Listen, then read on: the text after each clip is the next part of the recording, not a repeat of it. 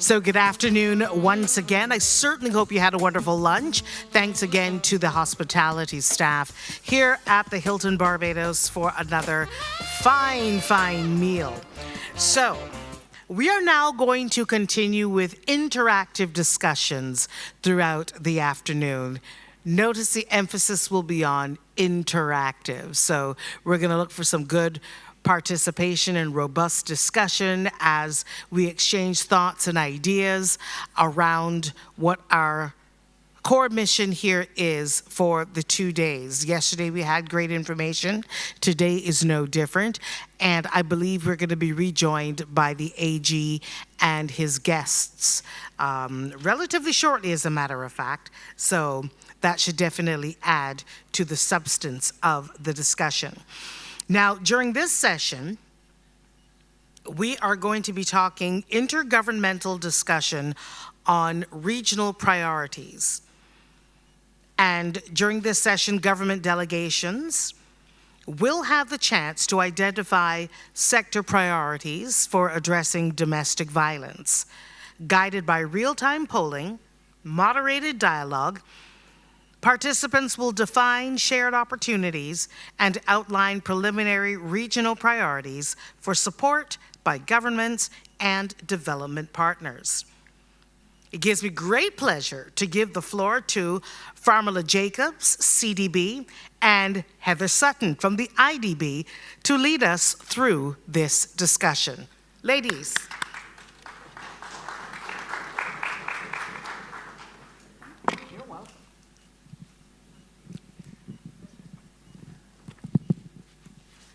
All right, afternoon, everybody.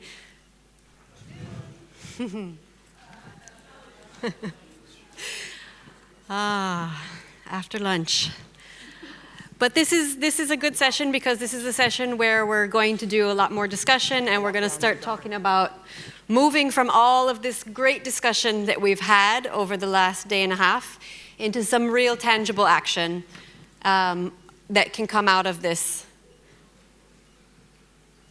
So what do we plan to do during this session? Just to give you an outline of what we're going to do. This is the objective of the session. Again, moving from words to action. We'd like to come out of this symposium with some key priorities identified. So in this particular session, as development partners, we're going to be facilitating a discussion along the lines of what are a few key deliverables or products that development partners can help working with your governments to realistically deliver in the next year coming out of this symposium. We'd like to come back here, have a year from now, and be able to say, these are 5 to 7 things that we decided as a group that we are going to do, and we've done them. So the key points here being a few, not 15, not 17, but probably a smaller group of those, and that can realistically be completed within 1 year, a year and a half. We'll have some suggestions, some ideas that have been coming out of the discussions today, and we're going to do some moderated discussion. You want to talk about how we'll do it, Pharmela? Sure. So how we will do it, this is an outline of how this session will flow. We will start with a short recap. So we'll do a quick recap of the areas that we covered over day 1, which was yesterday, and then day 2, which is today. And then we'll look at some potential products. As Heather said, we would look at maybe 5 to 7 key areas of potential support that development partners could come together and work with you across your individual and collective agencies. Then we'll do a live poll. And Heather will give you some more information about this live poll because we do want your reaction on some of these products that will be presented to you. And then lastly, we'll land with a group discussion because we also want to engage with you around what you think. So in addition to the products that will be presented, what are some additional areas of intervention and support that you think we can or should pursue regionally? Thanks, Harmala. And I think that word regionally is important for us to keep in mind. This is going to be a discussion about what are the products or deliverables that we can think of that would be most beneficial for the region, not necessarily specifically for each individual country represented here today, but for the benefit collectively of the region. So, a quick recap of what we've seen over the last 2 days. Okay, so I will take day one. So day one, we started with some reflections on the legislative gaps and opportunities. And in this presentation, Carol Watson-Williams would have walked us through a number of innovations that exist within the region over a number of years. She also would have looked at some of the gaps, some of the implementation that has occurred, some of the implementation deficit alongside the regional commitments such as CEDAW, Belém do Pará, and so forth. She would have also looked at the policy landscape within the region, examining it across different countries, looking to see ways in which we can scale or improve. When we look at the second session, which looked at strengthening case management, no, I think before that one, there was a reflection. There's a reflection on legislative gaps and opportunities panel by the AGs. And that panel was pretty informative because coming off of the session that Carol led, it was great to hear from the AGs themselves around the practical implementation of the law, their own ideas around what they think needs to be improved. And we saw examples of how they were able to lead legislative reform in their various countries, in Barbados, in St. Kitts, in Guyana. They spoke a lot about the need for greater legal aid services and support. They spoke about gaps around the legislative protection for same-sex relationships and the way in which some of the legislations, the new domestic violence model legislation, have sought to close some of these gaps. They spoke about training and accountability for police officers and judicial officers more broadly.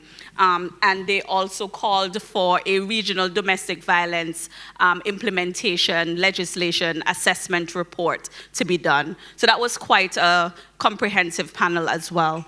Then there was a discussion on strengthening case management in the justice system. This was an equally informative panel. In this panel, we saw the highlight or presentation of the criteria for survivor-centered domestic violence case management, the need for timeliness, gender responsiveness, coordination, and accountability. And here we saw 3 models highlighted in the Caribbean as well as in the United States. And these innovative models were around protection orders, domestic violence courts, as well as innovations in improving data integration and data management for domestic violence cases as well. Then there was a panel on integrated survivors protection through one-stop centers. In this presentation, we saw a discussion around some of the barriers as well as the enablers and opportunities for strengthening the one-stop center model in the region. We also heard discussions through 3 different models in the region coming from St. Lucia, the CPOR, the Center for Support and Referral, coming from Guyana, the Hope and Justice Centers, as well as coming from Antigua and Barbuda, the Support and Referral Centers. And we saw a discussion around the ways in which these integrated approaches can assist the justice sector in improving the justice response and improving the quality of care support that survivors or victims of gender-based violence receive. In this session as well, there was a highlight around the need for leadership, the need for coordination, the need for accountability, as well as financing and sustainability for these models as well.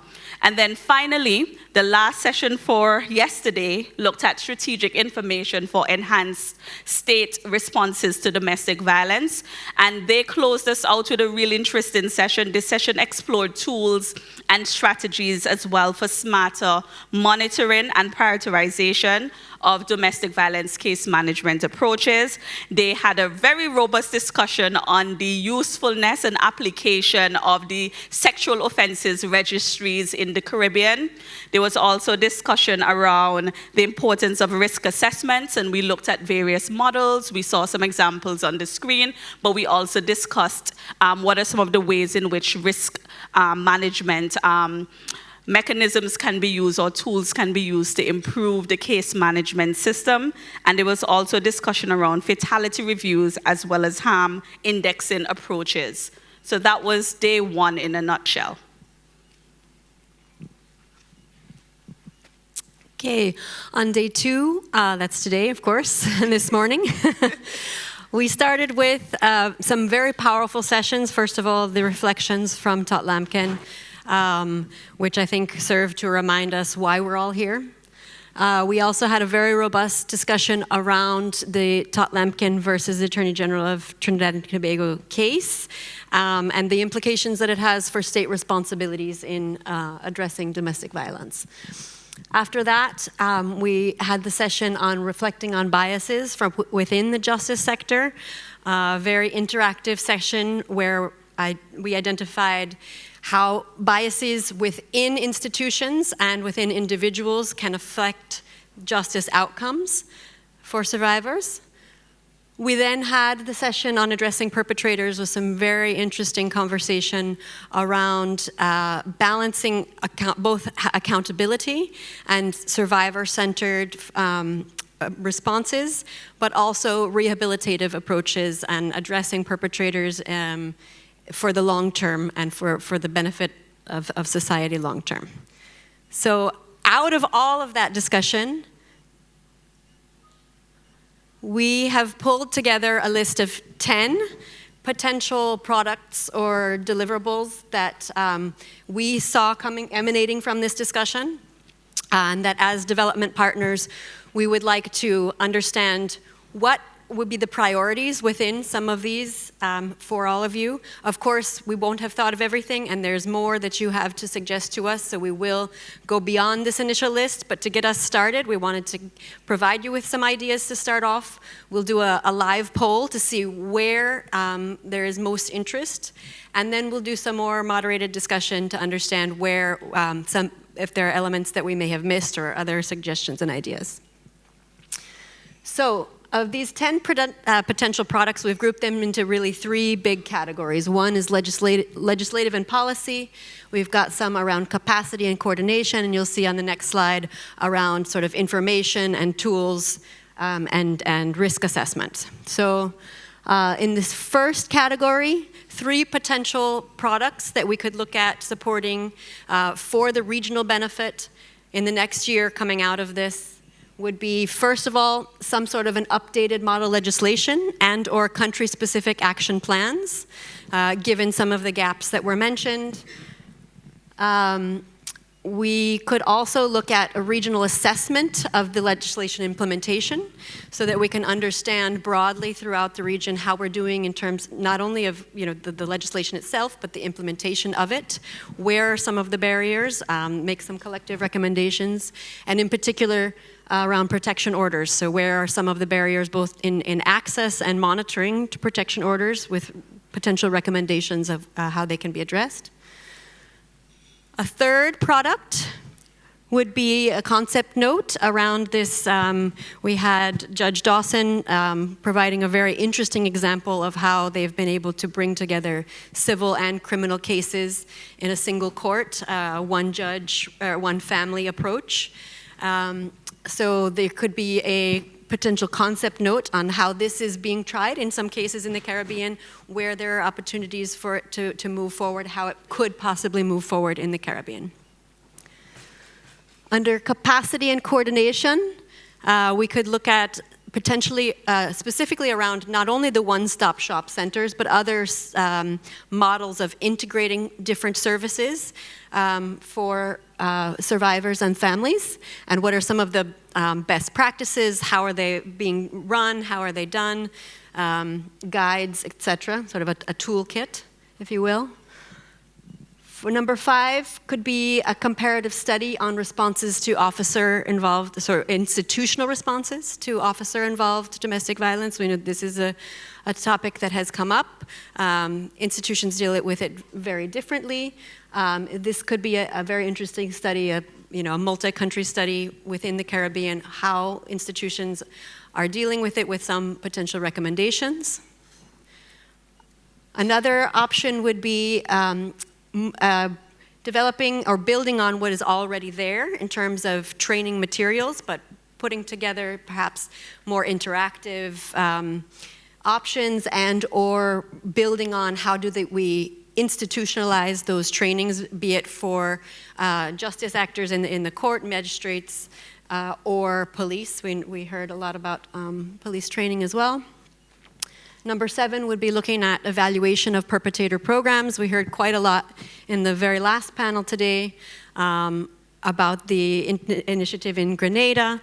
We know that there are others out there. There's not a lot of robust evaluation of those programs, and we would love to see more of that, both quantitative and qualitative, both to look at improving them and also how well they're working. And then finally, 3 other potential options would be around information and data use. Build a model risk assessment tool that could potentially be tested and validated in 1 or 2 countries, but that could serve as a model for the region and that potentially could be adapted for different contexts. Number 9 would be a feasibility study to look at the harm index that was presented to us at the end of the day yesterday by Professor Sherman, whereby you can sort of rank and identify the most potentially harmful offenders for deterrence and increased monitoring. And then the very last, there was some robust discussion around fatality reviews. Our colleague from Arizona State University presented a little bit of the work that they have been doing. So we could build a technical assistance around a multi-country approach to designing fatality reviews in a select number of countries, for example. So these are just 10. We want to get a sense of where the priorities stand in this group, particularly amongst the country delegations that are here. And then we will have a chance to have more discussion on those and fill in some of the gaps of what may be missing in this list. So right now, we'll go ahead and everybody can get out their phones. We'll do a live poll. We're going to ask you to choose 5, so select 5 options out of the 10. So in the poll, you'll see those same 10 that I mentioned. Please select only 5.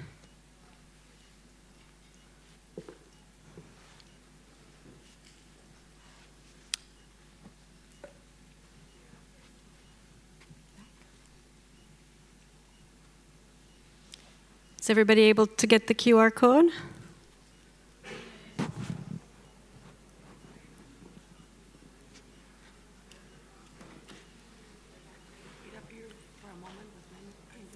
It's not active. Back? Forward? Yes, saying it's not active, so I think it's... Oh, it's there, okay. Maybe it's taken just a minute.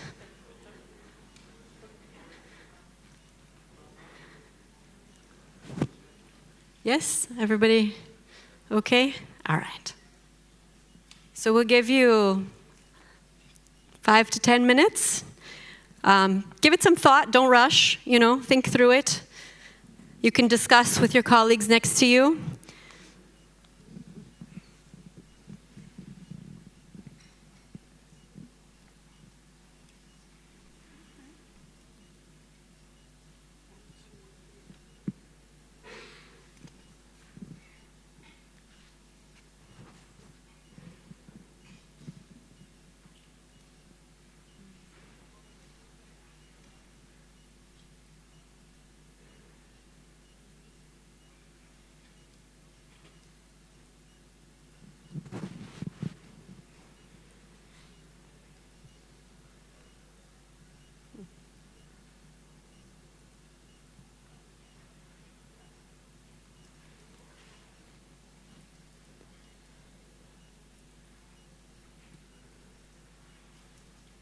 To watch it change. Yeah.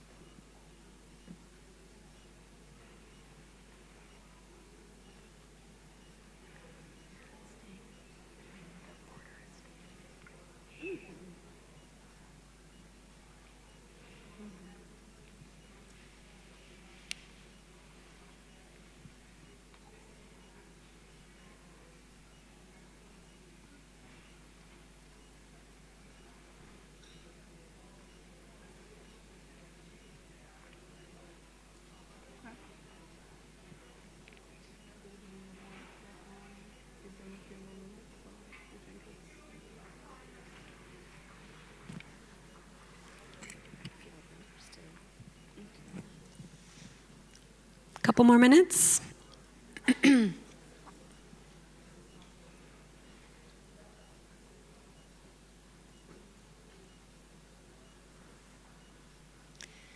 Raise your hand if you're still working through. Just put your hand up if anybody's still working on their response. No one? Everybody's finished? Yes? All right.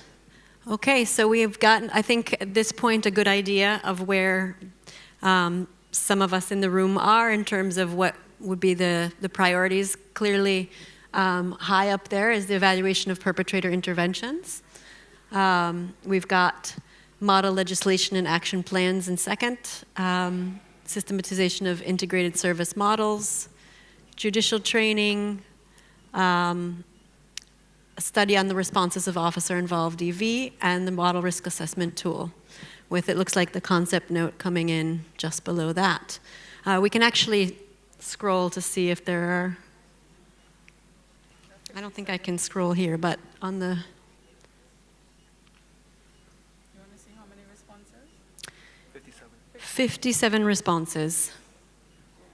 Okay, great. Well, I think this gives us a good sense of where some of the priorities are. Clearly, there are other things we would like you to be able to discuss, so... Okay, so thank you so much. Okay, yeah, okay, this is the only one, right? Yeah. Okay, so thank you so much for sharing the ways in which we should be prioritizing the support, the 7 priority areas that we pulled out of the discussions that we've been having.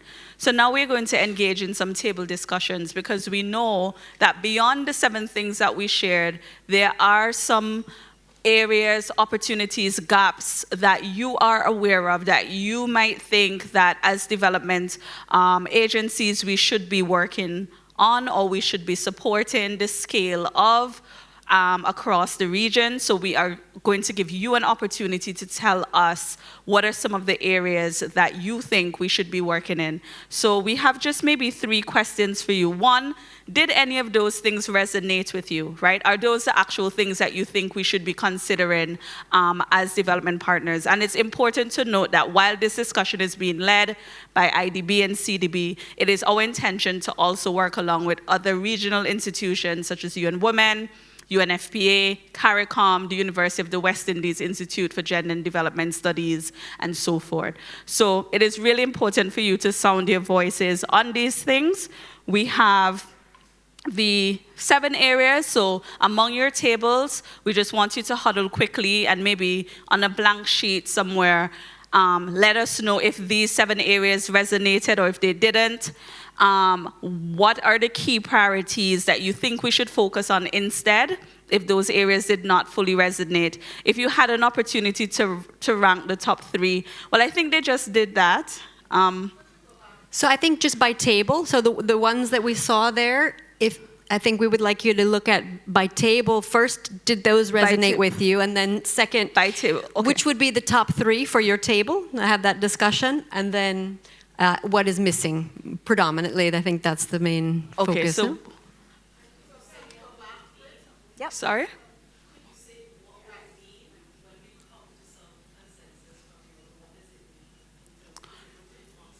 Sure. So there's a question header around what does it mean after this table work on ranking and prioritization. So I could speak from the CDB side and then IDB side. So from the CDB side, we are currently in the process through our new gender equality action plan. We're currently in the process of designing regional programs, and gender-based violence is one of the areas.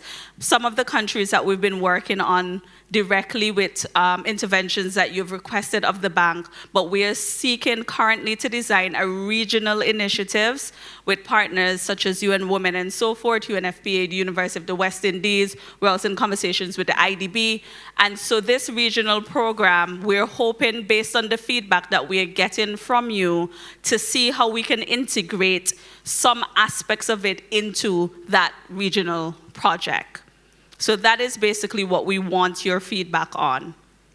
And I think just to echo what Farmala has said from the IDB side as well, many of you may be familiar with One Caribbean, our One Caribbean regional initiative. Specifically, one of the pillars within that initiative, flagship initiative from the IDB, is One Safe Caribbean, so the citizen security pillar, where we have part of our focus around gender-based violence, domestic violence, and sexual violence.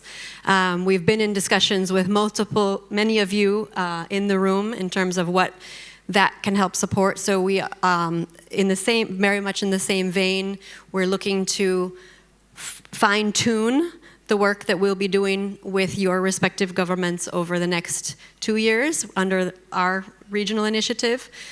As Farmala said, we've been in long discussion for well over almost a year now between CDB, the IDB, and our colleagues from UNFPA and UN Women to try to coordinate best and really pool our resources in the most useful way for everyone.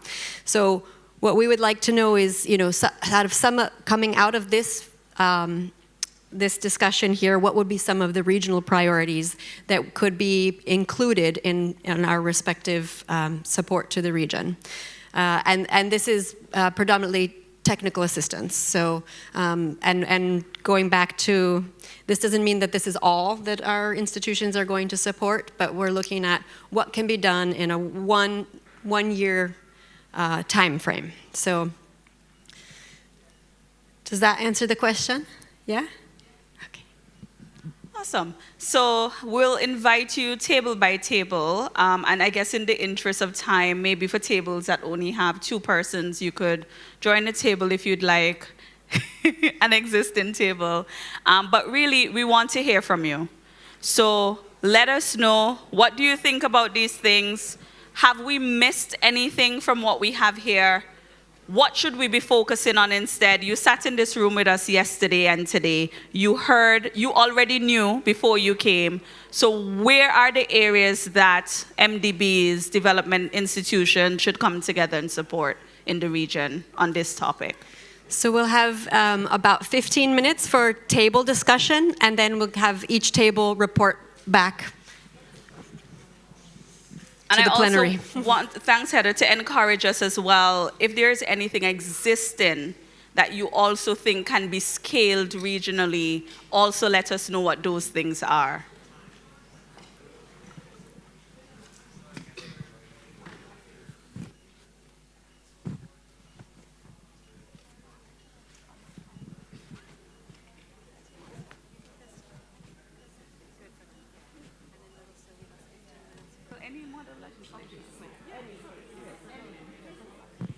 Okay, so we must begin. We're going to start with who is ready, and then we'll catch up with the only group that's not ready. Okay.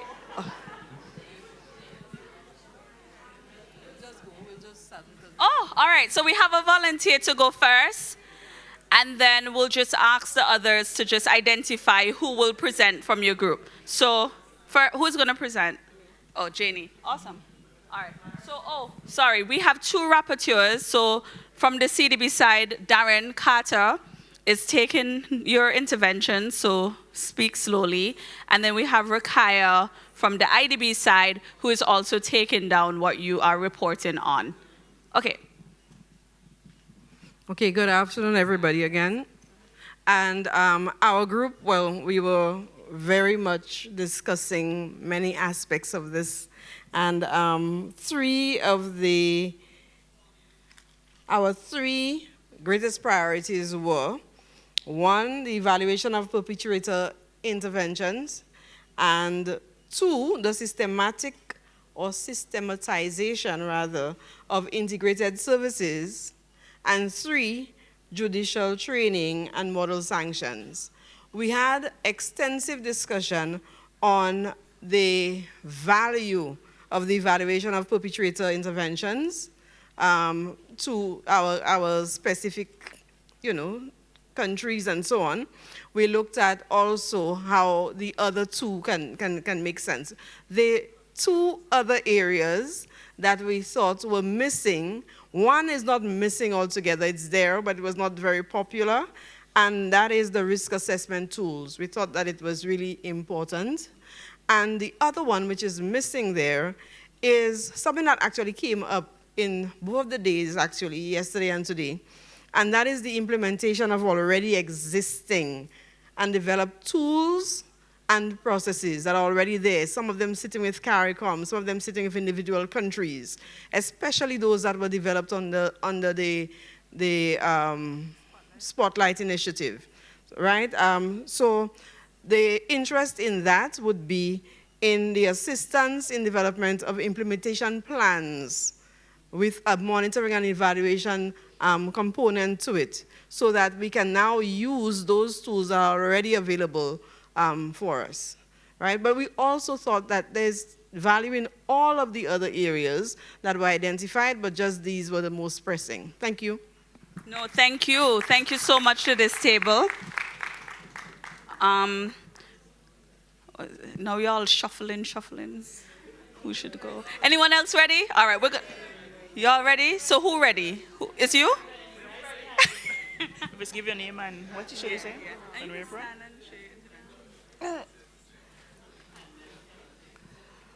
Okay, Eleanor Maria from the National Women's Commission of Belize, our group. We came up with our priority 3 would be the evaluation of the perpetrator interventions. The next one is the systemization of integrated service models and our model risk assessment tool.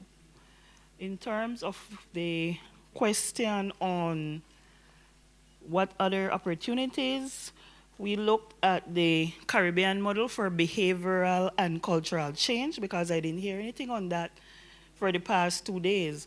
While we put things in place, change laws and so on, we also have to look at the root cause of violence, the normalization of violence, stereotypes and so on.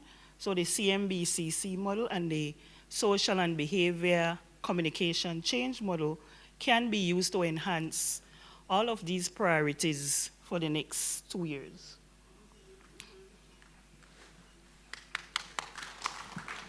Thank you so much. Oh, over to you. What's a fight? No. This one? All right. 1 second. So the cue is here, and then here, and then here. Don't use words like bias and power, okay?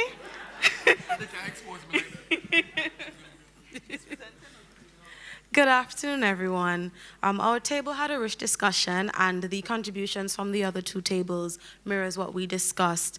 So I'm not going to kind of dive back into priorities, but one of the things that we kind of discussed at our table was changing evaluation of perpetrator interventions into feasibility of perpetrator interventions, because evaluation suggests that your country already has an existing program. And this was something that was brought up by the representative from Trinidad. And so doing a feasibility study in the different islands to see how we can adapt the models that might exist in Grenada to tailor it to the different countries for implementation is something that we discussed.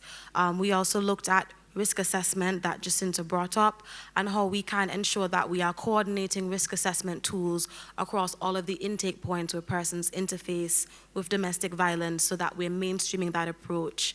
One of the things that we also thought was really important was statistics and data collection, because we need that to justify our attempts to kind of integrate the criminal and civil cases into one court. If we don't have any data on how these things work, then we're not going to have any justification for why these things should be blended.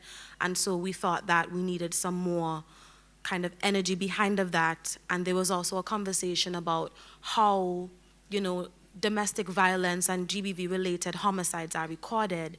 If we're looking at the data in that way and it's not necessarily attributed to, the kind of factors before, how are we ensuring that we're having accurate collection on femicide in our countries in the region? And I think that's what we discussed in summary. And also, yes, training. We thought that while we looked at judicial training and model sanctions, we thought that it might be more prudent to have training with police officers at police training schools so that you're not just getting specialized units trained, but all officers, and looking at continued professional development programs for senior officers so that there's training across the board of all officers. Thank you very much. Good afternoon, colleagues. So our priority area starts with the evaluation of the perpetrator interventions. In that regard, we are proposing that it is important for us to have the creation or the design and evaluation of these interventions. We need to prioritize an action plan, which would in turn inform decision-making and policy frameworks, conducting feasibility studies, data platforms for information sharing. Given our implementation gaps here in the region, it is necessary to have M&E systems to redress that. We should also deepen coordination with our courts, standardize legal and policy frameworks within our region as far as possible. We need to purposefully build out systems and structures to support these initiatives. We also looked at judicial review relative to effecting standardization, resource mobilization, which is key, especially for us given our limited resources and budget constraints, resource mobilization and the correspondent action plans, as well as domestic violence plans should, oh, that's my personal note, sorry. And that was our contribution. Thank you so much. Okay, so in terms of our priority areas, we selected the model risk assessment, and we concluded that they should be more harmonized because yesterday we learned of another model in Arizona. I think it's the Intimate Partner Risk Assessment Instrument System. And for those of us in BOTC countries, we know of the DASH risk assessment tool. So given the diversity within the Caribbean region, we believe that a harmonized approach should be adopted. The second priority area was the evaluation of perpetrator interventions, and then lastly, the judicial training and model sanctions. In terms of some recommendations, we considered one, data collection and research right across the Caribbean region to track some of the emerging trends and to inform evidence-based practices. In addition to that, we thought of early intervention type programs to obviously mitigate the risk. And in terms of learning and development for professionals, we believe that a multi-sectoral or multi-agency approach should be adopted. And then lastly, in terms of public sensitization, we believe that a campaign of this nature should also include features that will accommodate non-English speakers as well as those from the disabled community. Thank you. Thank you. Good afternoon, everyone. Our top three were the evaluation of perpetrator interventions, the model of the risk assessment tool, and systemization of integration or integrated service models. The areas for opportunity we discussed was to look at strengthening other parts of the system, particularly around social development and other parts of the government machinery, if you like, and how they play a role in dealing with this topic. We also talked about a regional-wide inspection process to look at best practice, particularly in agencies, to see things like best practice around leadership, policy, innovation. And that could lead to a performance framework being publicised and published around what good practice looks like. So those were our key areas. Thank you so much. Thank you very much. We have a small group of three here. Superintendent Ramdas, Inspector Wilson, yes, and myself. Okay, so we started by maybe thinking before we thought about prioritization, that it might be useful for us to understand a little bit more about what has happened in the region in the last 5 years through the Spotlight Initiative, which took place in 6 countries in a dedicated way, and there's also a regional spotlight. And out of that spotlight program, I believe integrated services was a big focus. So it might be useful for the coordinating partners here to find a little bit about what has been done as you determine what could be priorities. So having said that, we're thinking, the 3 of us, that in relation to evaluation of perpetrator interventions, I think that there are not many countries with that program functioning now. It might be only Grenada, but there were some in the past that and which one? And BVI, yes. Oh, yes, that was a good one. Yes. So I think it's more about maybe feasibility. Well, first of all, maybe an assessment to find out what happened to those countries where it did not work out over the last 10, 15 years. What brought it to a halt might be useful to find out. So maybe that is an evaluation. But I like the idea of the feasibility. For countries that are interested, what would it look like and who would do it, given the context of understanding what works, what doesn't work. But for us, so the list did resonate, but we have our own suggestions for priorities.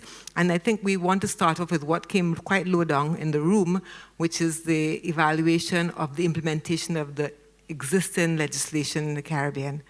At least half of the CARICOM countries have legislation that's not even 10 years old. So a lot of them are quite new, not even 5 years old. I think Jamaica is 2024, Trinidad and Tobago is 2021, Guyana is last year. So the big countries have very recent legislation. So to do model law at this stage may not be the best use of our time, but we can give them a baseline assessment of what is working as they implement and what is not working, as maybe information for another round of model law, but that's in the future. So we're saying the first thing should be a review of what has been implemented now, and out of that, the development then, not of model law, but of an action plan, have a kind of regional approach to action planning. And we did a bit of cheating, because we say inside of the action planning can come your risk assessment tool. That could be a component of the action plan. And on the third one, there's so much in this room, and I really want to acknowledge the Deputy Commissioner from Belize for her testimony here, which I found was so thought-provoking and moving. But there's been a lot about policing in the room over the last the 2 days. So we're thinking around this question of judicial training and model sanctions, how do we develop an accountability-based approach to effective policing that's not punitive in the first instance? So it may involve some training, it may involve some psychoeducational intervention for police who themselves are part of our culture of tolerance, and then maybe finally with some disciplinary as the last approach. So we are saying, if we are suggesting instead of judicial training and model sanctions, we are saying something like this: support and accountability for effective access to justice. And what that means then is our focusing on police and judicial officers to do their job better and to sort of root up conscious and unconscious bias. So those are our 3 priorities. Thank you. Awesome, thank you as well. This table is ready? Awesome. Hi, good afternoon to everyone. I am Christine Hedsman speaking on behalf of this table of, should I say, Stan? Oh. Police officers. In our conversation, we looked at the Model Legislation Action Plan for one.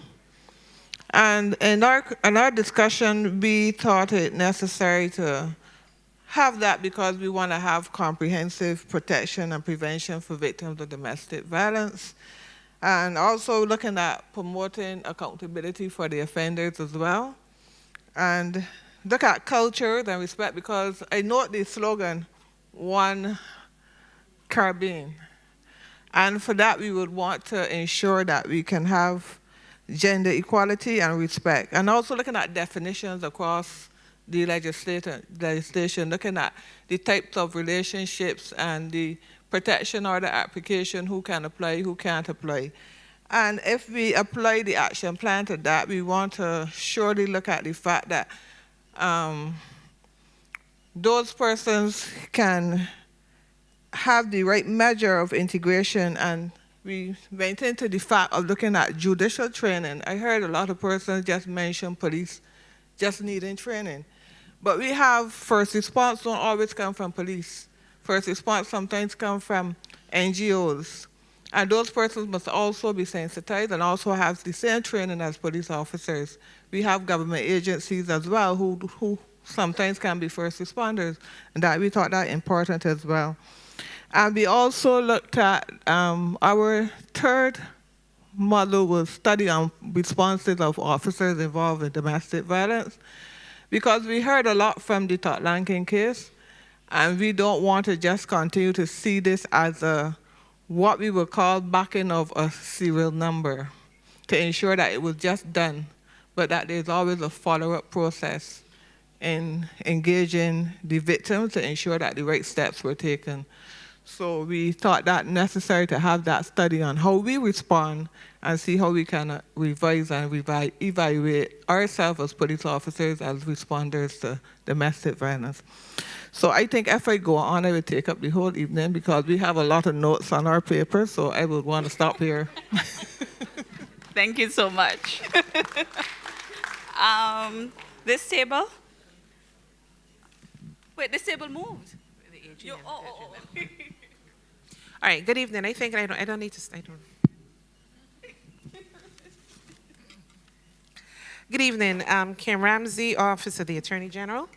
I'm going to be very short. We basically spoke about the need, so we've stepped outside of the box in terms of these pillars, and we talked about sensitization training, development of protocols. We believe that from what we're seeing, I would assume across the region, we need standardization of protocols to dealing with victims of domestic violence.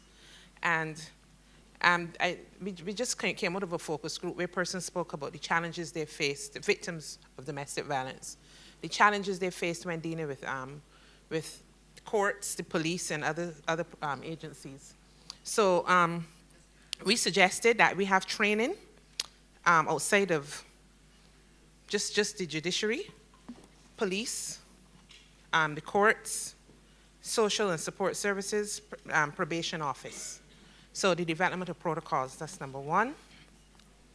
Number two, under the model legislation, we spoke about victims' rights. We probably need to look at some legislation on victims, having victims' rights, maybe a victim act.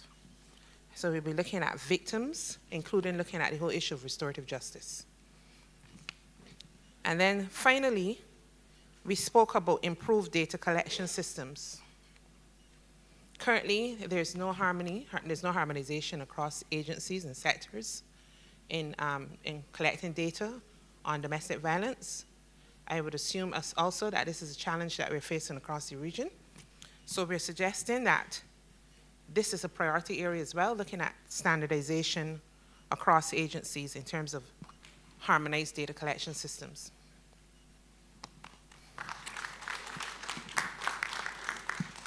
Thank you so much. Are we missing anyone? Did everyone go?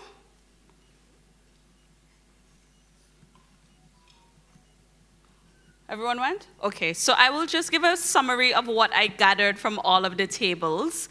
I'm not going to go over exactly how you ranked what's there, but just to talk about the synergies that I heard across all of the tables, as well as the new areas that you thought we should include, or how you think we should combine a regional approach. So definitely there is appetite, interest, and prioritization around some sort of perpetrator regional intervention or approach, whether that looks like an evaluation, assessment, feasibility of what existed before, or design, or to inform a design of a new regional approach built on successes from Grenada and other countries from before, so there's some sort of interest across the room on that. Secondly, I'm hearing there was a lot of activities happening in the region already around Spotlight Initiative in quite a number of countries, particularly around the integrated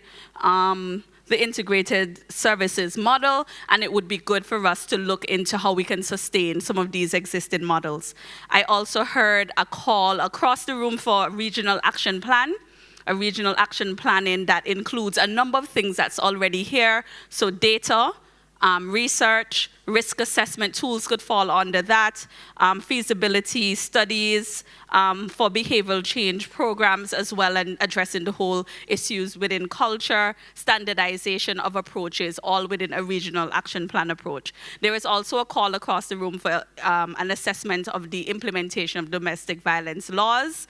And while there is a suggestion for the model legislation, what I'm hearing is, let us see how the laws are being implemented right now as they've been adopted recently, and then we can move into what other models could look like. And then there is a call for accountability programs or an accountability regional initiative, particularly around policing that is not punitive, but that assist with greater access to justice. And then one table mentioned it, but I wanted to put it on the minds of everyone, a regional approach to resource mobilization for domestic violence and gender-based violence. How do we sustain these models beyond the short-term type of resourcing that we might have? And within all of this, I also heard the call for all of these initiatives to be Caribbean culturally appropriate as well. So thank you so much for all of your interventions. I hand over to Heather to close us out. Thank you again. Thanks for the great summary of what we've heard from everyone. I think what we will commit to do is putting this all together and getting it back to you. And that brings us to our next session, which is really, we're not done here. We want to talk about the how. So how do we move forward from here? We've got some sense from you on what are some of the priorities, and we would like to talk about in this next session what are some of the mechanisms and the ways that we will be able to put that into place, and what are the immediate next steps coming out of this symposium. So I'm just going to hand over to Jason Wilkes, who's going to lead us through this discussion. Thank you, Heather. So colleagues, let me just say, I plan to be particularly efficient in this conversation. This is where I'm really going to welcome feedback and guidance, but towards the point of making sure that we reach agreement, I'm going to propose certain things, okay? And try to guide the conversation. What we'd like to do, as Heather said, is agree on a path forward that envelops both clear mechanisms for how we will work together, how often we report back to a larger group, and what success will look like within a certain period of time. What I would like to let you know at the start is, from the IDB and CDB's perspective, we're clearly vested in supporting what comes out of these dialogues. We certainly would have spoken yesterday to a portion of funds. The regional manager mentioned it. There's right now about 1.9 million US they were putting forward as grant resources to support vulnerable populations. Male marginalized youth or marginalized young men, women at risk of violence, and vulnerable families. I would say to you, as we think about the priorities, this conversation today will really guide much of what we will do for vulnerable women. I will also say these are the 2 points. The conversations that I mentioned next year with the Chief Justices will also ensure that, in terms of the case management aspects, we're having a dialogue with the judiciary to make sure that, from their perspective, they're being heard, they're being sensitized, and they're also being given an opportunity to provide feedback to what you have discussed. And the third point is, as we support with these grant finances, we are going to be looking for partners. I think I've been encouraged by Ms. Thompson and others not to look to give countries just resources and support. That is not how you build capacity in a sustainable way. You build capacity by partnering with countries, by looking to countries to provide what they can, and in every instance, allowing that synergy and that complementary aspect to build out the vision. So the task for you is in every respect to factor in these points, but also think, what can we do? What will be our contribution, either at an institutional level or at a national level? That's the preface. So let's get into the details. One thing that we have to decide, we have here 18 different countries represented. And there's a real question, what is the best mechanism for ensuring that any of those priorities that were listed can be undertaken? This is where I'm going to invite feedback, because one approach could be we work through existing regional mechanisms, right?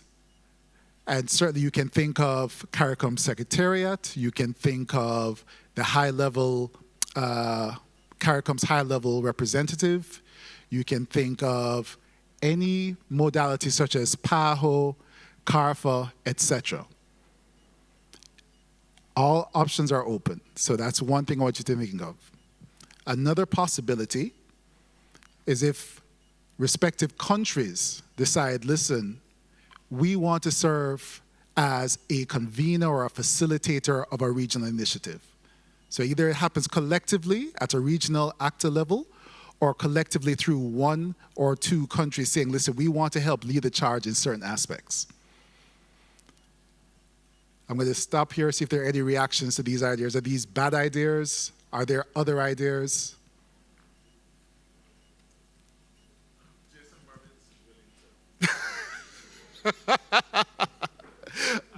may I would only defer to Guyana because Guyana has the highest incidence. But that apart. Sorry, please give it. Perhaps if I can operate a microphone, we shouldn't lead anything. Please, sir. I'm just saying that Barbados is prepared to take a leadership role in this capacity, and therefore I want to volunteer the resources of the Office of the Attorney General, my staff, and our financial resources to be able to help to shepherd this process through.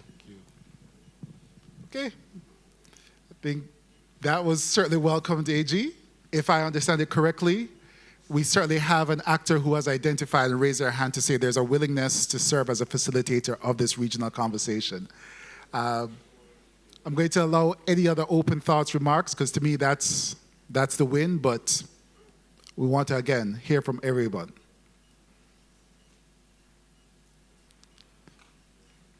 Halima.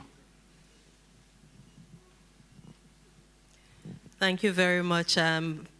As a representative of the University of the West Indies, I know I would have my colleagues supporting putting ourselves up to support any process that is regional. And I say that because we've been having these conversations regionally with CDB, UN Women, CARICOM, various entities, because there is something special that happened in the early 90s, very much so supported by Caribbean women's movement.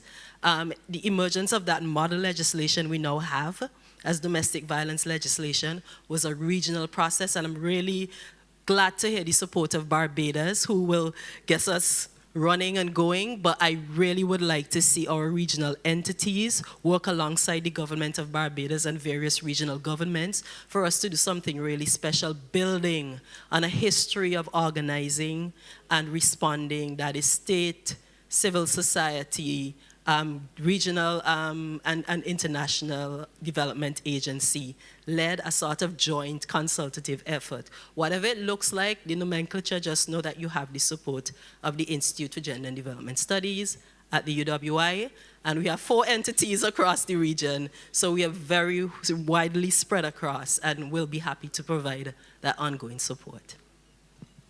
Excellent, Halima. I'll allow Tyron, please. Thank you very much.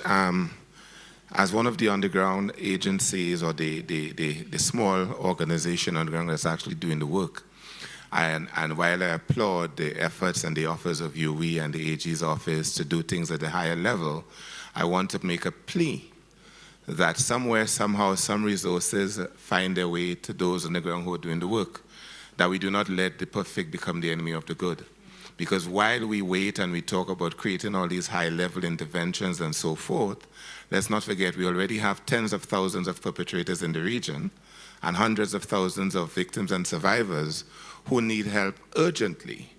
And when we smaller organizations are forced to operate in a project life cycle, we're never able to sustain the work in a way that can become even more meaningful. So we need to also, while we do all the big things that will put us in a much better position down the road at the high level, let's also try to engage with and increase the capacity and provide direct resources to, once we are able to meet with the various, criteria and the demands of, many of the organizations can't even apply for and qualify for funding because the strictures and the demands of the institutions are so high. In the meantime, our women are continuing to suffer. Perpetrators need to be addressed, they need to be held accountable, and we need the support of the big organizations, both academia, financial, and otherwise, to ensure that we do not wait so long that the problem continues to run away with us. Thank you very much. Thank you, Tara. Excellent points. Tara, if I may, I want to have a frank kind of exchange on that. And certainly my colleagues at CDB, they can also speak to this. What we know we cannot do is fund NGOs. We know we cannot do that, Tyrone, because certainly that is not a sustainable model. And I raise it because what we don't want to do is create an expectation that coming out of this, there will be all these resources that are just going to appear, because everything has to be an investment. What I will say with our honesty is that there are still ways that we can support NGOs. We can help through programmatic responses to build your capacity to be more effective, right? And I've seen even in terms of how you do grant proposals, grant development, building your M&E systems. These are tangible ways of helping you engraft into a larger system. So I think that we take that point, we accept that there are ways in which we can facilitate, right? But I also want to manage the expectation too, all right? But these are good points. I'm taking that there is the interest in having a country serve as a secretariat. There is support from the regional academia. Yes. Please, sir. No, Jason, I was just going to indicate that any undertaking that the nationals or the national countries take in the region, CARICOM is always there to support and lend a hand whenever needed. So it's just an ask, and we'll be there to support as well. Welcomed. Then let me put forward how we might operate. We have everyone's names, email addresses, contact information, and certainly there's an expectation there are probably persons who should have been in this room that aren't in this room. So what we can certainly do, and you're free to, of course, by default, step away or say, listen, do not share my information. But we can certainly use a group email list to circulate, share, and provide updates, right? Because I didn't know the level of engagement that is in St. Lucia and Antigua, but having heard those discussions, I certainly want to learn more about those models. So what I would very much want to do is treat this as the rudiments of a community of practice. You're clearly in this room because you care about the issue. You're clearly in this room because you have some level of agency. If you'd be so willing, we'd like to bring you into these conversations on a routine basis to let you know what is happening, what can be fostered, and what might be your respective roles. Again, we will allow you to opt out, should you wish, but I think if there is no objection, that is certainly one way that working with Barbados and providing support in terms of administrative or technical support, we can make sure that you are involved in the decision-making process. This is all sounding fair? All right. If you have a problem, you can put it in the app. You can send a comment to the app. Let me ask these last two questions then. What would success look like? Would success look like at the end of a year, the priorities that we've identified being achieved? Is that too narrow a scope? Or would success be more about setting up institutions, new mechanisms, new collaborative models? I'd be very curious to hear from you all. What would be your view that this was a good use of your time and others? I see Janet's hand.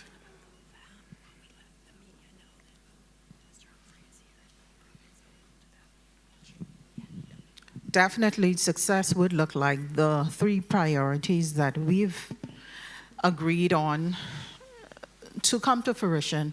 But success to me is real life. Decrease in the amount of violence across the region. Seeing the interconnectivity of what we're doing. Seeing the real work behind all of this. That's what success looks like to me.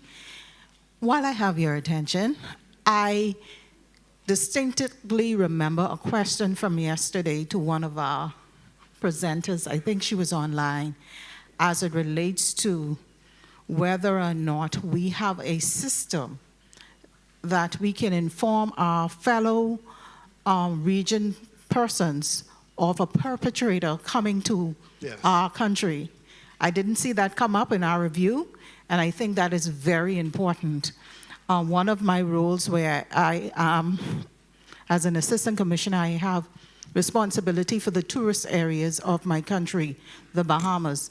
And oftentimes from the United States, Canada, and wherever else, I would get notices to say, hey, John Doe is coming here. He is a sex offender.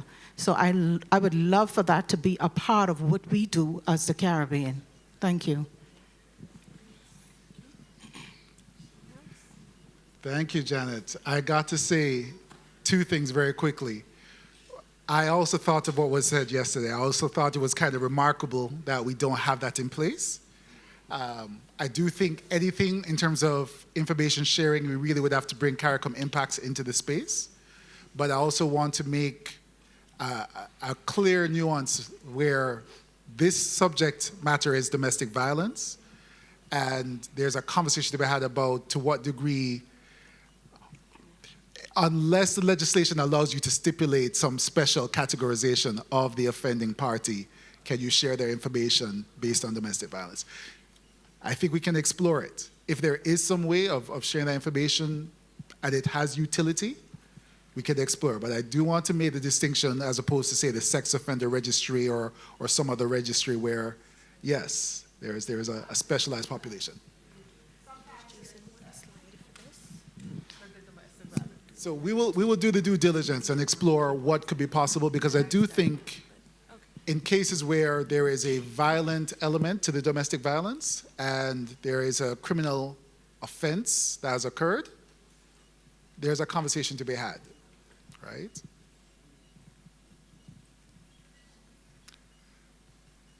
Yes, please.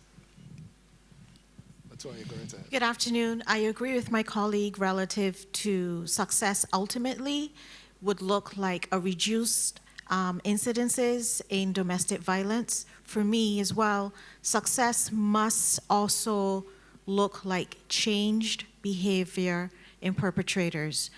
Regrettably, because of our history, because of our cultural realities, we have strong undercurrents of misogyny. We have strong undercurrents of an acceptance of gender inequality, and that must change. If you don't change this, you're not going to change behavior. No, thank you, Latoya.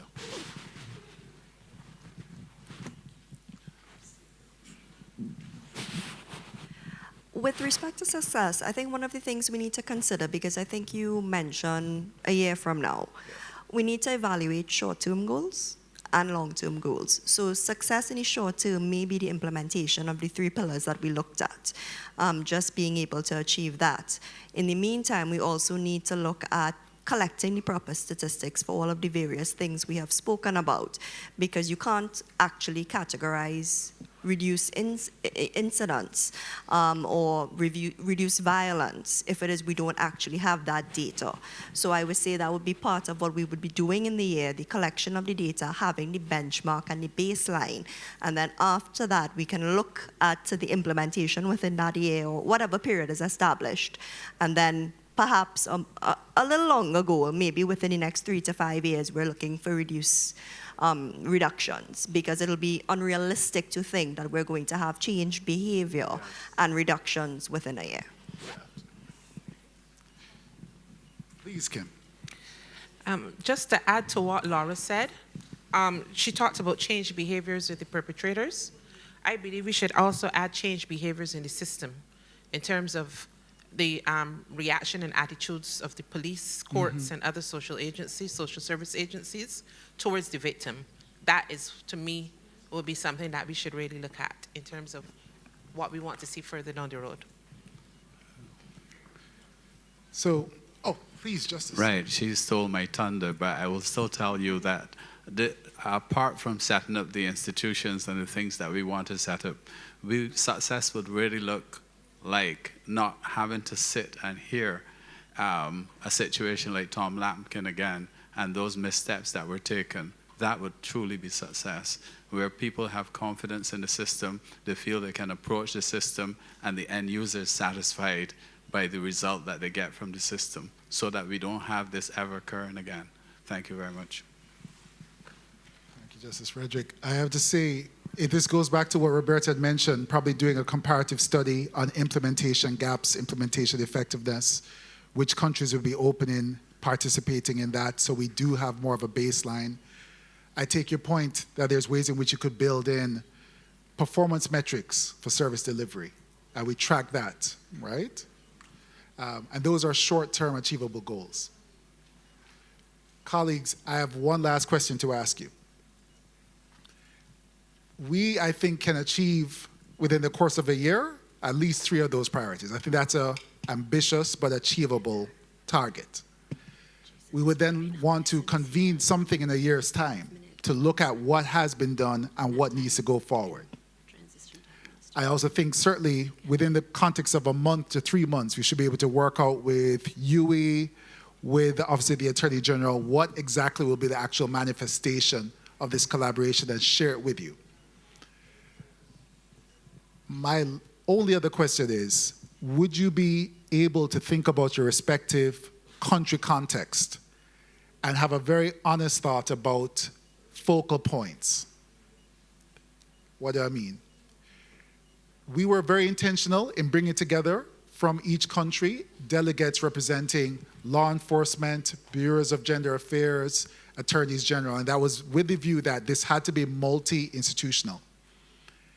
But we would ask you to think about the persons who are here and the persons who are not here and really think, is the right person represented who can drive this at the national level? And if not, if there's a hero, if there's somebody who is missing, you'd have to name that person now, but we will ask you to communicate that to us. And we'll see if we can bring them in, because what I've been saying consistently is champions matter, right? At the institutional level, at the national level. And I think if we're going to have a real shot at moving conversations forward together, it's not just CDB, IDB, UNFPA, UN Women, and yourselves, it's other stakeholders. And that's not just in government, it's civil society, it's elsewhere. So I see you would love to, yes. Yes. So I'm really happy that you mentioned who's missing, because I do think that we need to see greater representation in these rooms from high-level personnel in government. So whether it's the PSs or the ministers, majority of our gender bureaus are understaffed and underfunded. Yes? And we're expected to do the groundwork. We don't have the funding, we don't have the staff. So how is it going to happen? And for me, it's something I'm really passionate about. I'm a one-person unit, yeah? Some islands, they don't have a bureau. And so I'm sitting here, listening to all the conversations, and it's really heartbreaking. So I do think that we need to have those persons in the room. I would love to see CDB, UN Women, UNFPA, all those agencies leading greater conversations with ministers, with governments, about funding bureaus, funding the machineries. Yeah?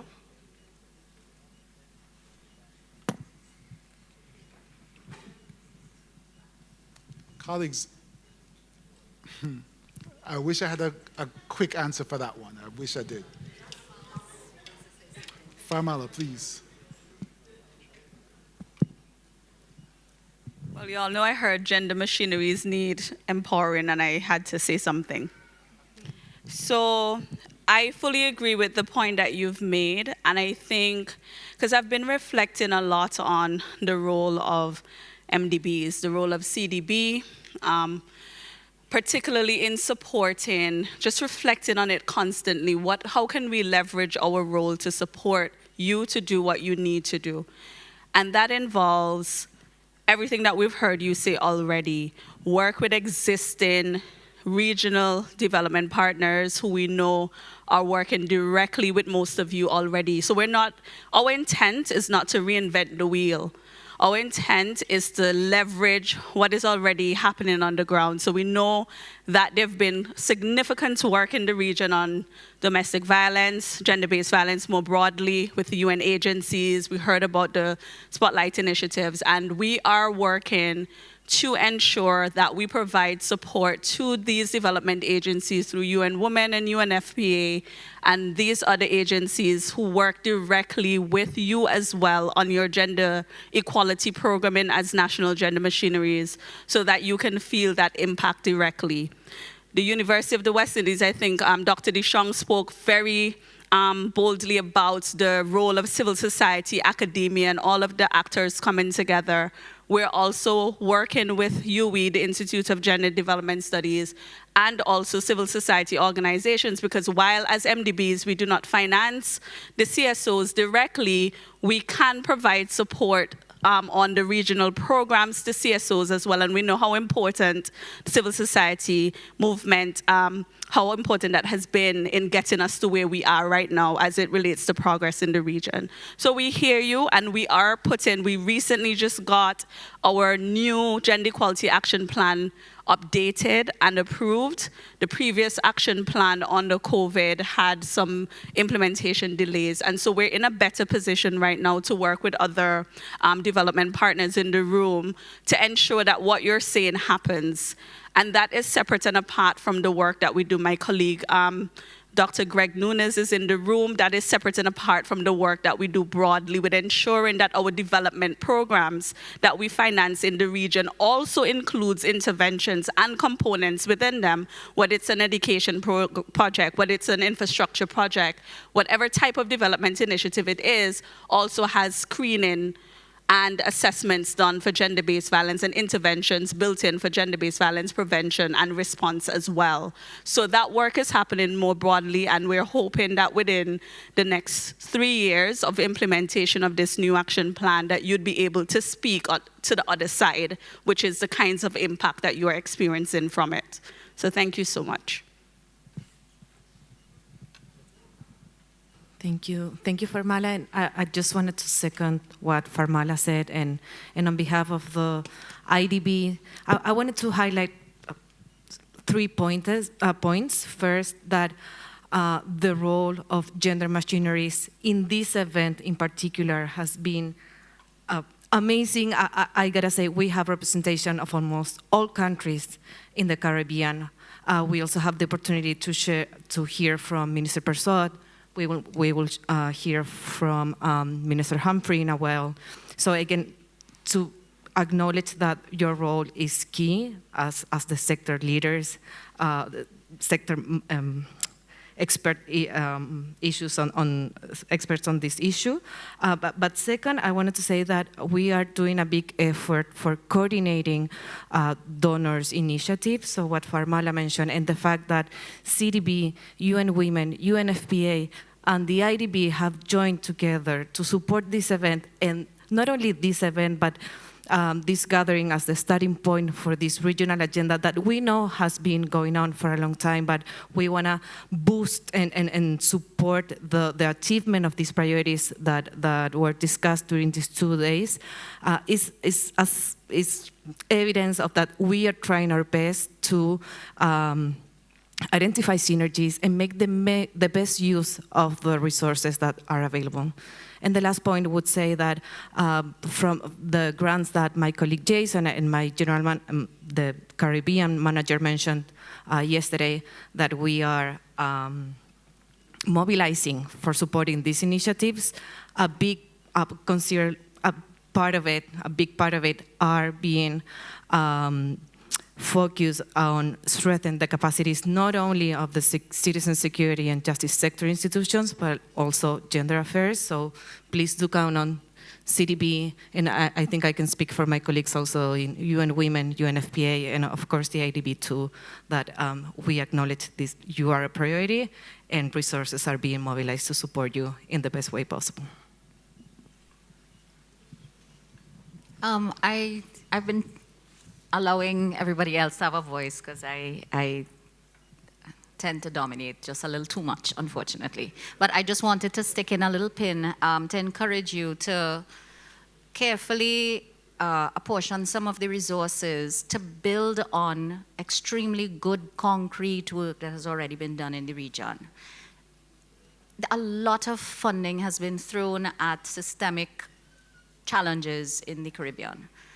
And sometimes we restart the conversation at every single symposium and conference when we need not spend the first part of the program talking about what we already talked about and cause the whole day to run late and not hear the wonderful contributions of everybody else. And it's not because it wasn't helpful, but we just feel like we always need to press the reset button. And that's not necessary. So although when you have a conference like this, you want to set a context for the conversation, when you're doing your funding, I'm asking you please to look for the work that you're doing. So if we recognize in this room, and I think Todd spoke about it, Ms. Lampkin, and we discussed it very briefly, the concern about implicit bias and institutional bias within judiciaries. Recognizing that relief, some form of relief in relation to the problem and scourge of domestic violence will have to be from in the courtroom. And we want to address those biases, the implicit bias individually and the systemic bias. Partner with groups like the CCJ Academy for Law, which can build on some work that has already been done through the Jurist Project. Partner with CAJO, the Caribbean Association of Judicial Officers. We did so much great work in developing a draft protocol for judiciaries and gave it to every single Chief Justice across the region. Big presentation ceremonies. So far, Trinidad, Barbados, and Belize alone have adopted the protocols. But every Chief Justice got it. Yeah? Now we can't, those groups can't force it. You give it over. And we also did great work in train-the-trainer programs. We got training ourselves. We went to South Africa, big trainings. But because you can't take everybody to South Africa, you can't even devote a 3-day conference, not if you want people to sit and do their cases and avoid backlogs, carry them all to Barbados or all to Trinidad. We trained judicial officers and judges in individual countries. So they are gender-sensitive adjudication trained trainers in Jamaica, in Belize. I don't know if we have any in Barbados. Fund another CAJO train-the-trainer program and deliberately select judges and judicial officers in each country and let them run training. The commitment from the Chief Justice, if I might respectfully suggest, we have a new one at home, so you could check him. The commitment for the funding for the train-the-trainer is that you do a minimum of 2 trainings with your judicial officers, a minimum number. They might require something for the funding because we're funding greedy. Can we be honest? We are. We don't have enough resources, but I don't think we're always using the resources well. and different organizations are funding events that aren't building on the work of others. So if IDB could please partner with CAJO, which already got some lovely Canadian funding under Juris Project, and I don't know where Spotlight gets money from, but I really don't know. I don't know. What if IDB could piggyback on some of that? I mean, I know the donors want credit and all the nice sound bites when you take your little videos during the conference and all of that. I don't mind that. Give people credit. Say it was started by so-and-so, but for the people on the ground, like Tot's daughter, it matters. Please.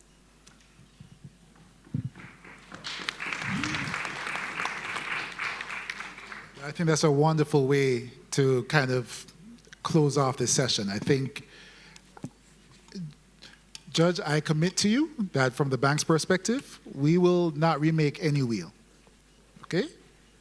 I will say before we agree to anything, we will check and make sure that there's nothing that's existing that we're either ignoring or ignorant of. Fair enough. So I wanted to say, colleagues, I mean, this is where it's always those points of uncertainty when you close these things as to what's next, right? And I always give this commitment to those who know me. I am very keen on the what's next. I'm very keen on the follow-up. So I give this as, or offer as the IDB, that we will be engaging with you. I don't think there's any point to bringing you all out of here, some of you out of the path of a hurricane, literally, if it's just for these last 2 days. So I want you to feel within yourselves a sense of encouragement that we are going to continue this discussion. I ask of each of you to participate however possible in what you're already doing, but also what may be asked of you even now. And I just want to thank you. I mean, I have an opportunity to say this, but I want to thank all of you for taking the time because it has been enriching to hear all the work that's being done. And I think more than anything, the Caribbean can be that bastion for change, right? I think we can find a solution to this problem. So I want to thank you all, and I'm going to turn it over, of course, to Gaynell so that we can, of course, have Honorable Mr. Humphrey share his thoughts as well, okay?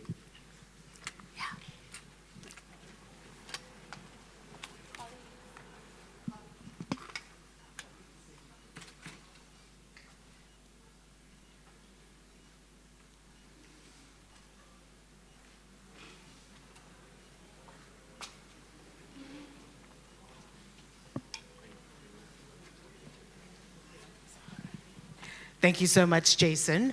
And thank you all so much for your incredible participation.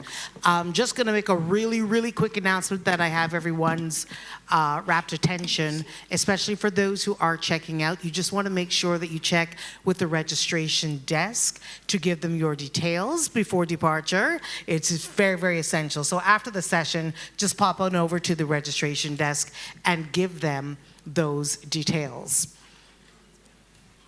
Do we have the media with us? Fantastic. Thank you so much for joining us. And we would also like to acknowledge the presence of the Honorable Kirk Humphrey, Minister of People Empowerment and Elder Affairs. And Minister Humphrey is going to officially close out our session here today. And his remarks will reflect on the regional journey we have undertaken over the past 2 days, one grounded in collaboration, shared learning, and commitment to protect every survivor of domestic violence across the Caribbean. Ladies and gentlemen, join me in welcoming the Honorable Kirk Humphrey, Minister of People Empowerment and Elder Affairs.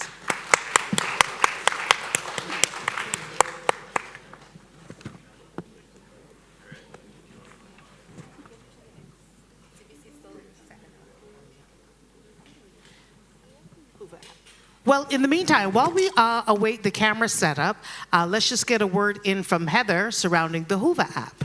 Yeah, so I just wanted to mention, I know that we got a lot of folks asking for copies of the presentations or contact information from somebody who spoke or somebody that they spoke to, which is really the exact point of the Hoover app.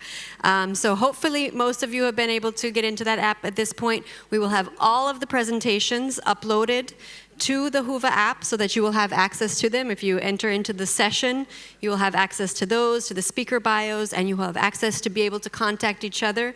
That will be kept open for at least 3 months. And pictures from the event as well will be up on the Hoover app. So it's also a way for us to continue to keep in contact and for you to have all of the materials and everything that was seen here this week. Perfect. And then just one more announcement, a little bit of housekeeping. Liaison officers will be on the ground in front of your respective hotels from 3 a.m. tomorrow. So depending on your flight time, you will know what time to meet your liaison officer. But once again, just check with the desk to register and, of course, meet your liaison officer at the projected time. Sir, I am swiftly running out of padding material. We're ready?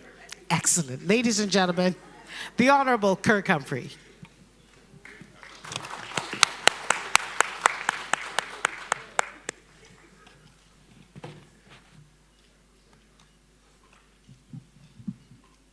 Very special good afternoon.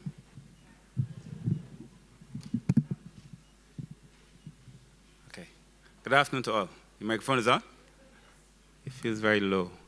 A very special good afternoon, distinguished ladies and gentlemen all. Of course, my senior minister, the Attorney General, the Honorable Dale Marshall. A very special good afternoon to you, ministers from across the region, members from IDB, CDB, distinguished ladies and gentlemen all. This is a most distinguished room, and the list of salutations is not appropriate for 4:44 on the final day of a conference. So I'm sure you don't want to go through all these things, but a very special good afternoon to all. So I apologize for missing some of this conference. We've had a very busy few weeks. I also recently took up the ministerial portfolio for crime prevention. And we had persons in Barbados who were helping us draft our plans as we go forward. So please forgive me. And in addition to that, I also carry the Ministry of People Empowerment and Elder Affairs, under which the Bureau of Gender Affairs falls. And thanks to the Attorney General, this is the second, in a sense, conversation that we've had on something very similar. And while I was here last time, I drove away on my way home with more questions than I had answers. And as I drove here, regrettably, a few months later, I still have more questions than I have answers. And the questions that occurred to me because I have seen very up close and personal what domestic violence looks like. The lady, I was just at a funeral this morning, the person who sat very close to me carries a scar across her neck because her partner tried to kill her. And she tells a story of failure at almost every point in the system. The number of reports that she made to the police, a mother who did not believe that her boyfriend was abusive, a system that allowed the man to just be free, even after he'd gone to court a few times. And the questions that she'd asked me at the time is like, what does it take for a woman to feel safe in Barbados? And so I still ask myself these questions: are we prepared to continue to fail in a way, our women and our children?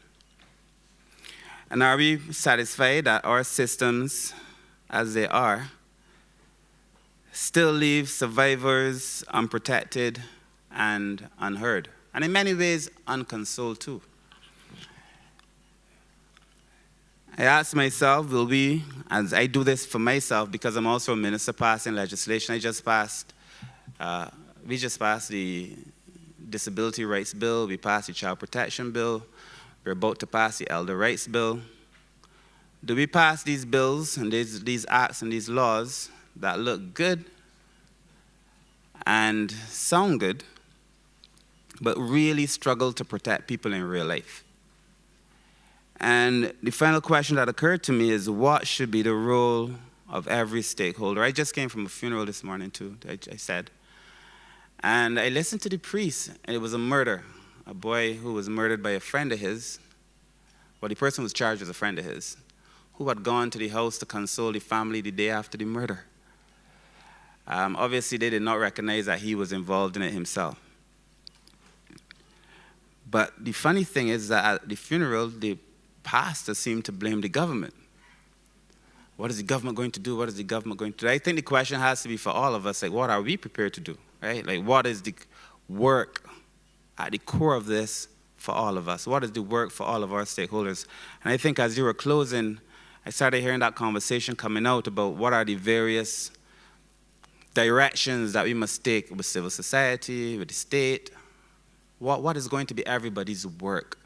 Because it's very easy for us to point the finger. I do not wish to have, I've already had one, a highly emotional conversation, but I think at the end of the day, domestic violence is really not a private conversation. I think now we're at the point where this is a national emergency and has to be treated as a national emergency. And that the consequences of getting it wrong in every single instance, the consequences are just too high. And to the extent that we can afford to make mistakes in some areas, we really cannot afford to make mistakes in this particular area. If we are serious, I think, about building strong families, and we must be, because if we cater to the core of the problem, then we address its manifestations in various ways. We address aggression, we address addiction, we address anxiety. If we attend to the root cause of our problem. We are starting an institution which is an amalgamation of various entities, the Child Care Board, the National Assistance Board, the Disabilities Unit, and the Welfare Department. We call it now the Social Empowerment Agency. Originally, we were going to call it the Department of Family Services. When we started speaking to persons who were in the system at any of those institutions, when we had the focus groups, they all said that they feel betrayed by their families. Why are you calling this thing family services? The source of my greatest hurt is my family. So it tells me that we have to build families as part of our core work. And that if we continue to work at the end of the branch, we got to get to the root of the problem. And regrettably, I think, we've been throwing a lot of boots on the ground, and what we need, I think, is, as we heard, are roots in the ground. We need people who are serious about the work that they're doing everywhere. We need police officers who take it seriously when a woman complains. We need child protection officers who take it seriously when a child complains. We need teachers who are attentive to children who doze off in the classroom because they did not eat or because they watched their mothers and their fathers fighting all night long. We need to address it at the core. Fundamentally, this is a problem in families. And unless we address it at the core, then we will find ourselves at these consultations time and time again. I saw the agenda over the last 2 days. Regrettably, I wasn't able to participate in all of it, but I thought it was a very healthy agenda. And a lot of the issues that were discussed here are the issues that we obviously have to face. I know in Barbados we have the Partnership for Peace program, where we're working to break the cycle at the core. But I feel we need to have a much larger conversation. And to the extent that we can claim victory in our small parts, to me, we've kind of like hit the target and totally missed the point. And the point of it has to be that at the end of the day, we want to be able to have a society where people feel safe. So if I have a conversation, as I've been having a conversation in my neighborhood, for example, as a member of parliament, where there's just too much bush. I've been saying this before I was an MP, or it's too dark. And the way a man experiences darkness on the way home from work is completely different from the way a woman experiences darkness on her way from work, or she has to get up early to go to work. And a woman who is under threat by a man in darkness experiences a completely different reality. We have the same day, but it affects us differently. And I think we need people in positions who understand this. And that this room, I think, is a good starting point, because we have lots of people who are very influential in this room who could make a fundamental difference to the lives of everybody else. And at the end of the day, that is our charge, to make a difference in the lives of everyone else. So that is where we are. I know we're about to, in November, approach the 16 days of activism. I think that's a good point. It allows us to talk about some of these issues. It gives us front page coverage all the time, no matter what we do. You're going to get a front page because you're in the midst of the 16 days. And I do not think we should use that as a ceremonial thing.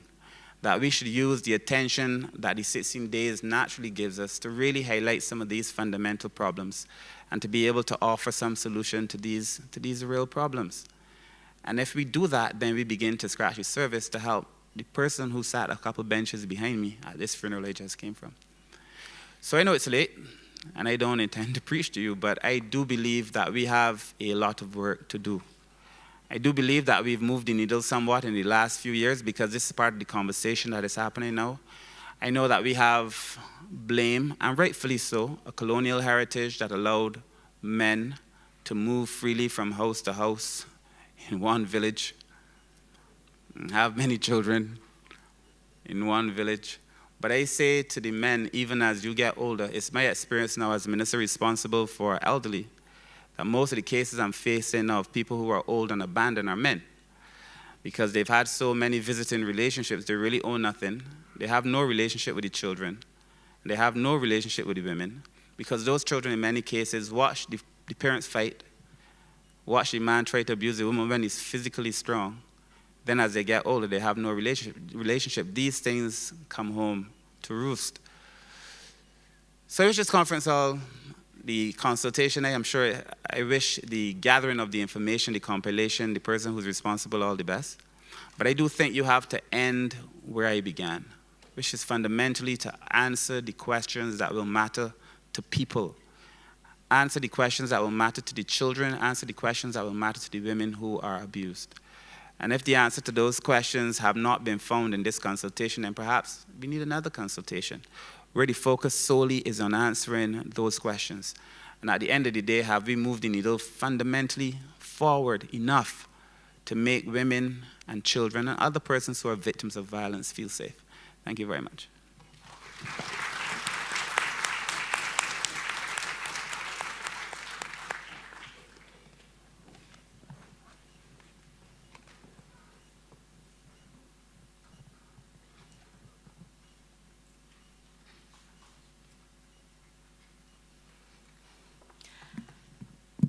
We thank you for those final and very thought-provoking words, Minister Humphrey. And ladies and gentlemen, I dare say that this concludes the regional symposium aspect to advance state responses on domestic violence, as we've been calling for throughout the last 2 days. We need to keep the discussions going. It doesn't always necessarily require a full gathering. You're all thought leaders, you're all incredibly industrious, very, very well suited and placed to make the necessary cohesive actions come into place so we can broaden it beyond perhaps 3 member states taking on something. We witnessed yesterday, we started with 3 countries. By the time we were finished, we had 7 signatories. And that's literally as easy as it could be once we're dedicated. And I just want to thank all of the participants who have made themselves available because you are all extremely busy and we know this. Thank you so much for the invitation, for being a part of this. Again, for year 2, I thank you so much. It's been my honor. And we just want to remind you that yes, the presentations and the resources from the sessions will continue to be available through the Hoover app. And if you need some additional help, you can contact Heather or Darren, and they can assist you with that. Just one final reminder, to visit the registration desk out front, just to confirm your departure times. And for those of you leaving from other hotels, your liaison officers will be there from as early as 3 tomorrow morning to assist you with transportation and anything else you need to get home safely. Do we have any final words from our development partners? Then on that note, Barbados thanks you. A special thanks to the Office of the Attorney General for ensuring that we could have such an incredible gathering. God bless you all. Have yourselves a wonderful evening and get home safely.